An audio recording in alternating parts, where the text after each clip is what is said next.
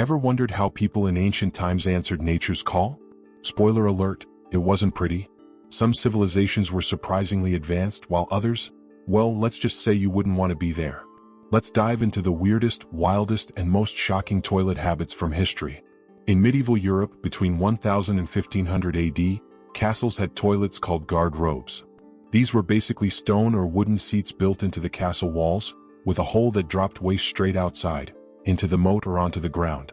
The worst part? Someone had to clean it up. In cities, people would throw buckets of waste right into the streets, leading to horrible stench and disease. Imagine walking down the road and suddenly, splash. Now, if you were rich, you had servants to deal with the mess. But if you were poor, you just had to live with the smell. In ancient Egypt, pharaohs and wealthy elites had toilets made of limestone or wood, and their waste was collected in sand-filled boxes, kind of like a giant litter box. Servants would then dispose of it. Meanwhile, common people simply squatted over holes in the ground or used clay pots, which they later emptied outside. Not exactly royal treatment. The Romans, on the other hand, had public toilets, long stone benches with multiple holes where people sat side by side. Yep, no privacy. Imagine discussing politics while, underneath, water flowed constantly to carry the waste away, making it one of the earliest forms of a sewage system. Sounds good, right? Well, here's the gross part.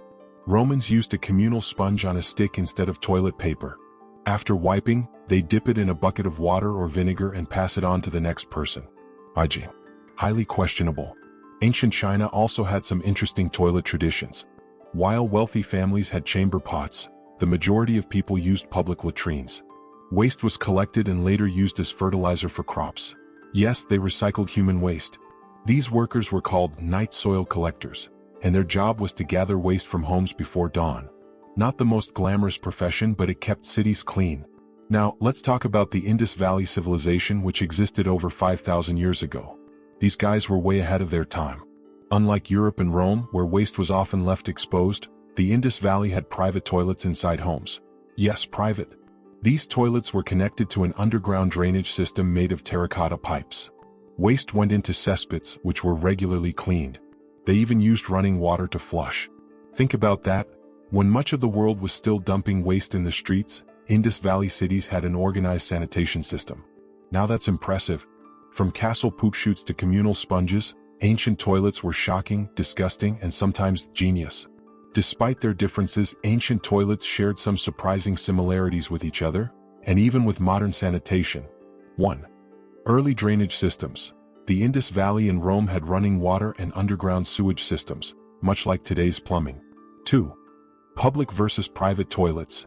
Ancient Rome and China had public restrooms just like modern cities. Meanwhile, the Indus Valley and Egypt had private toilets for homes resembling today's bathrooms. 3. Toilet waste management. Many civilizations, including China and the Indus Valley, found ways to dispose of waste properly, either through cesspits, terracotta pipes, or even recycling waste as fertilizer. 4. Toilet accessories. Whether it was the Roman sponge on a stick, Egyptian sand-filled boxes, or China's chamber pots, people always found a way to wipe and clean up, just like modern toilet paper and bidets. Now, you might be wondering, how did we get to modern toilets? Fast forward to today and sanitation has evolved massively. From dumping waste in the streets to having high-tech, self-cleaning toilets, we've come a long way. The biggest breakthrough came in the 19th century, when indoor plumbing and flushing toilets became widespread. Cities developed modern sewage systems, drastically reducing disease and improving hygiene. Today we have automated, water-efficient toilets, and in some countries, even heated seats, bidets, and self-cleaning systems.